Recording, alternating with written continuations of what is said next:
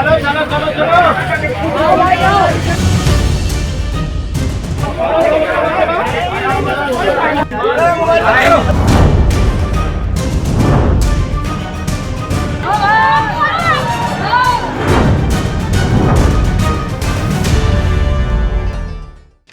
आप सबका स्वागत है ट्रांसपोर्ट टीवी में। मैं हूं आपके साथ अनुराधा शर्मा सैनी और आप देख रहे हैं ब्रेकिंग न्यूज। नेपाल में सरकार के भ्रष्टाचार और सोशल मीडिया पर प्रतिबंध के विरोध प्रदर्शन के बीच फैली हिंसा, तोड़फोड़ और आगजनी रोकने के लिए सेना सड़कों पर है। प्रदर्शन पर राष्ट्रव्यापी प्रतिबंध के आदेश के साथ कर्फ्यू लगा दिया गया है। नेपाल में जेनजी समूह के नेतृत्व में 2 दिन चले सरकार विरोधी हिंसक आंदोलन में 30 लोगों की मौत हो गई है, जबकि 600 से ज्यादा लोग जो हैं वो घायल बताए जा रहे हैं। पुलिस और अधिकारियों ने बुधवार को ये जानकारी दी है। नेपाल में उठी आंदोलन की चिंगारी अब भारत नेपाल सीमा पर भी धुएं की तरह फैल चुकी है। जहां एक तरफ नेपाल जल रहा है, वहीं दूसरी तरफ सुनौली बॉर्डर पर 8 किलोमीटर तक ट्रक चालकों की जिंदगी थम सी गई है।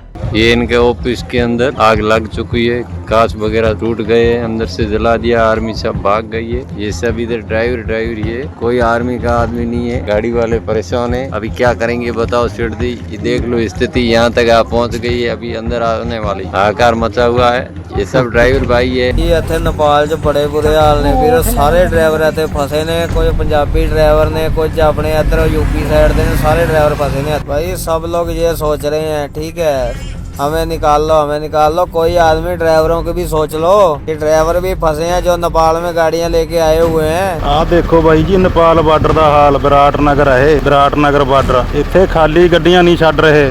2 दिन हो गए गड्डियां खालियां खड़ियां नूं। बहुत दूर तक लैन है, घट्टो घट्ट 10 किलोमीटर तक लैन। इत्थे तक निगाह मारो, हजारां गड्डी फसी हुई है इत्थे। कोई भी मेरा वीर नेपाल का माल लोड करके ना आवे। बहुत दंगे हो रहे हैं नेपाल च। हेलो दोस्तों, नमस्कार। ये वीडियो है विराटनगर नेपाल बॉर्डर का। जोग बनी यहाँ पर गाड़ियाँ खड़ी है 8-10 दिन से, कोई इधर सुनवाई नहीं है। अभी कल से नेपाल बॉर्डर सील हो गया है, बॉर्डर बंद है। ये हमारा गनी खान ड्राइवर है, इसकी गाड़ी में जीरा भरा हुआ अंदर खड़ी है। पार्टी वाला बोलता है हमारा माल सेफ रखना और आपकी टेंशन आप रखना। ये अपना गाड़ी जामनगर से प्लास्टिक डाना भर के आई थी। भी ट्रांसपोर्ट वाला बोलता है हम 2000 हॉलेज देंगे। 2000 में क्या बचता है, कुछ 1,10,000 का तो हफ्ता है गाड़ी का। हमारा गाड़ी लेट हुआ तो सिर्फ टेलर की वजह से हुआ। तो सामने टेलर खड़ा है, इसकी वजह से। एक तो आ गया, दूसरा रास्ते में पलटी हो गया। ये सब ड्राइवर पड़े, क्या करे। दिन में गर्मी, रात में मच्छर और चोरी होती है, सब टेंशन है। फंस गए इधर आके। कोई भाई मत आना प्लीज, बड़ा मेहरबानी करके। अगर हमारी वजह से कोई माल खराब होता तो ब्रोकर और पार्टी दोनों हमारे ऊपर मंत्री बन के बैठते। इधर आके फंस गए। ये हालत है नेपाल के बॉर्डरों की, देख लो। अगर सुनौली बॉर्डर की बात की जाए तो यहाँ ये नजारा सिर्फ ट्रकों की कतार नहीं बताता, बल्कि ड्राइवरों की मजबूती का प्रतीक बन चुका है।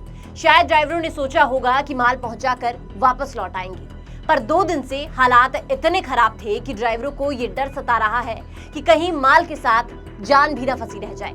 ड्राइवरों का कहना है कि नेपाल में उपद्रव है और हम बीच में लटक गए हैं। नेपाल में चल रहे जेनजी आंदोलन और हिंसा के चलते भारत नेपाल सीमा पर तनाव है। बेलिया बॉर्डर पर करीब 200 भारतीय ट्रक चालक फंसे हुए हैं। न आगे जा सकते हैं, न पीछे लौट सकते हैं। पानी नहीं, खाना नहीं, टॉयलेट की भी कोई सुविधा नहीं है, और ऊपर से ये डर कि कोई हमला ना कर दे।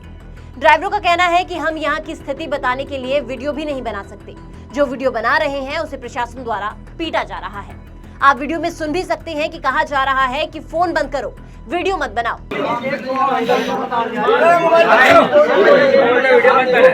ड्राइवरों की इसी स्थिति को लेकर वहां फंसे ड्राइवरों से हमारी टीम ने भी बातचीत करने की कोशिश की। ड्राइवरों ने अपनी आपबीती जो है वो हमारी टीम के साथ साझा की। एक ड्राइवर जो दिल्ली से केमिकल ड्रम लेकर चला था काठमांडू के लिए, उन्होंने हमें बताया कि वो 7 दिन से सुनौली बॉर्डर पर फंसे हुए हैं। कस्टम भी क्लियर हो चुका था, तो अब ना जा सकते हैं ना लौट सकते हैं। डर का माहौल है और यहाँ वीडियो भी नहीं बनाने दे रहे। साथ ही साथ कस्टम का जो ऑफिस था वो तक यहाँ पर जला दिया गया है। इसके साथ ही कई गाड़ियां जो है वो नेपाल की सीमाओं के अंदर भी फंसी हुई है। एक दूसरे ड्राइवर ने बताया कि उनकी गाड़ी बनारस से काठमांडू की एक सीमेंट फैक्ट्री में गई थी, पर गाड़ी और ड्राइवर 4 दिन से बंद है। फैक्ट्री प्रबंधन गाड़ी को बाहर नहीं निकलने दे रहे क्योंकि माहौल बहुत ज्यादा खराब है। और इसी मामले में Bhanu Pratap Bihar truck owner association से भी हमारी बातचीत हुई। उन्होंने कहा कि सीधी बात है, आना जाना पूरी तरह बंद है। न ट्रक भारत से नेपाल जा रहे हैं, न नेपाल से लौट रहे हैं। हालांकि अब माहौल थोड़ा शांत हुआ है। लेकिन इसके बावजूद भी बॉर्डर पर हालात ऐसे हैं जैसे समय थम गया हो और ट्रक ड्राइवरों की जिंदगी बस इंतजार बनकर रह गई हो। कुछ खबरों के अनुसार वहां जो ड्राइवर फंसे थे उनके ट्रकों में तोड़फोड़ की गई और उनके ड्राइवरों के साथ मारपीट भी की गई, जिसके बाद वो सुनौली बॉर्डर पर वापस लौट आए। इसको मारा है पत्थर से, पत्थर देखिए ये है, मार के शीशा उसा सब फोड़ दिया है, माथा कपार सब फोड़ दिया है। और जो ड्राइवर जहाँ है वहीं रहिए, कृपया ध्यान से वहीं बैठे रहिए, निकलने का नहीं कोशिश कीजिए। कौन सा बाजार में मारा आपको जी? परसा बाजार। परसा बाजार में मारा है, मार के फोड़ दिया है। हमारा ड्राइवर भाई जहाँ भी है वहीं रहिए। तो हालात बहुत ज्यादा खराब है। आपको बताएंगे कि नेपाल में स्थितियां हैं वो आगे किस तरह की बनी हुई है, लेकिन उससे पहले एक जरूरी जानकारी है। पॉलिसी करवा ली है पर क्लेम के वक्त आ रही है दिक्कतें, तो कोई बात नहीं, अब ट्रांसपोर्ट मॉल लेकर आया है आपके लिए जेन्युइन पॉलिसी। तो अब क्लेम की चिंता छोड़े और बीमा करवाएं ट्रांसपोर्ट मॉल से। अभी व्हाट्सएप करें 9831 पर। तो चलिए बढ़ते हैं आगे। नेपाल की बात करें तो नेपाल में आपने देखा कि किस तरीके से हालात जो है वो बद से बदतर हो गए हैं। हालांकि अब कर्फ्यू लग गया है तो हालातों में थोड़ा सुधार जरूर आया है, लेकिन अगर जल्द रास्ता नहीं खुला तो नेपाल में जरूरी सामान की भारी किल्लत हो जाएगी और व्यापार को बहुत बड़ा नुकसान होगा। बॉर्डर सील है, स्थिति सामान्य होने तक वाहनों को आगे बढ़ने की अनुमति नहीं मिलेगी। तो सवाल अब सिर्फ ये नहीं कि माल कब पहुंचेगा, सवाल ये भी है कि क्या हमारे ट्रक ड्राइवरों की सुरक्षा की कोई गारंटी है।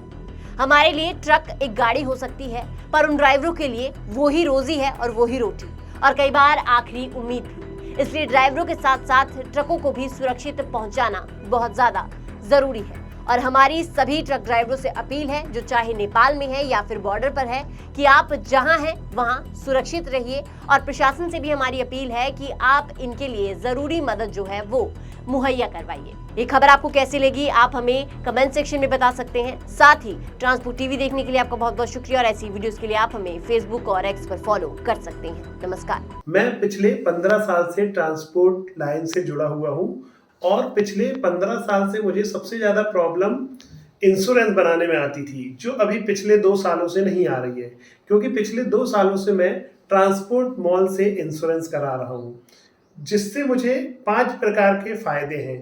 ट्रांसपोर्ट मॉल से इंश्योरेंस कराने के 5 प्रकार के फ़ायदे हैं। सबसे पहला फ़ायदा कि मुझे अदर्स सारी कंपनियों से ज़्यादा डिस्काउंट ट्रांसपोर्ट मॉल पहले ही दे देता है, बार्गेनिंग नहीं करना पड़ता। सेकंड फ़ायदा, सही पॉलिसी ट्रांसपोर्ट मॉल देता है। थर्ड, IMT 23 जैसे अन्य फीचर्स वो हमको अच्छे से समझा के बताता है कि सर आपको क्या लेना है, क्या नहीं लेना है। 15 लाख का एक्सीडेंटल बीमा लेना है, नहीं लेना है। IMT 23 कई लोगों को ये पता ही नहीं होता कि ये होता क्या है, लेकिन वो हमको इसके बारे में बताते हैं कि क्या है ये फीचर्स, इससे क्या फ़ायदे हैं। चौथा, 5वां और सबसे महत्वपूर्ण फीचर्स कि हमको इंश्योरेंस पॉलिसी तो कोई भी एजेंट बना के दे देता है, बट क्लेम के समय कोई भी एजेंट हमारी मदद करे या ना करे, या उसके हाथ में कुछ रहता नहीं है, क्योंकि एजेंट जो है वो उसको सैलरी और कमीशन मिलता है पॉलिसी बनाने पे, ना कि क्लेम दिलाने में। तो उसका कोई भी रोल नहीं रहता है क्लेम दिलाने में। तो सबसे महत्वपूर्ण ये है कि क्लेम आने के बाद ट्रांसपोर्ट मॉल हमारे को क्लेम दिलाने में मदद करता है, हर टाइप का सपोर्ट करता है कि हमारा क्लेम सेटल हो। अगर कोई प्रॉब्लम भी आती है तो ट्रांसपोर्ट मॉल हमारे साथ मिलके उस पर वर्क करता है। इन सभी चीज़ों से मुझे ट्रांसपोर्ट मॉल की पॉलिसी सबसे अच्छी लगती है और मैं मेरी सारी गाड़ियों का बीमा ट्रांसपोर्ट मॉल से कराता हूँ।